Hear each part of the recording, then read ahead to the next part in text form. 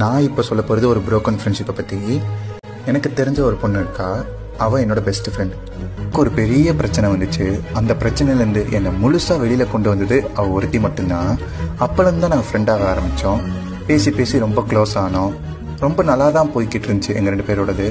திடீர்னு ஒரு நாள் அவள் என்கிட்ட பேசாமல் போயிட்டா. நான் அவகிட்ட கேட்டேன், நீ ஏன் என்கிட்ட பேசுறது இல்லைன்னு. பட் அப்பயும் அவள் என்கிட்ட ரீசன் சொல்லலை.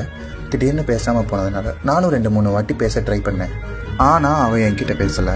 எனக்கு ஏதோ அவளை டிஸ்டர்ப் பண்ணுற மாதிரி ஃபீல் ஆச்சு. அதனால நான் அவகிட்ட பேசுறதை நிப்பாட்டிட்டேன்.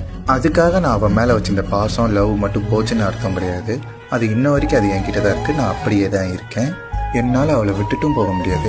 ஏன்னா அவள் எனக்கு ட்ரூவாக இருந்தால் நானும் அவகிட்ட உண்மையாக தான் பழகினேன். அவள் எங்கே இருந்தாலும் ஹாப்பியாக இருக்கணும். அவள் நினச்சிட்டு இருக்க கனவு எல்லாமே நனவாகணும். அவளுக்கு ஒரு கஷ்டம்னா கண்டிப்பாக நான் வந்து நிற்பேன். அவகிட்ட நான் சொல்லணும்னு நினச்ச ஒரே விஷயம், என்னை மன்னிச்சிரு, ஐ எம் சாரி, நான் ஏதாவது தப்பு பண்ணியிருந்தாலோ இல்லை உன்னை ஹர்ட் பண்ணியிருந்தாலோ என்னை திட்டிக்கோ, என்னை அடிச்சுக்கோ, ஆனால் என்கிட்ட மட்டும் பேசாமல் இருக்காது.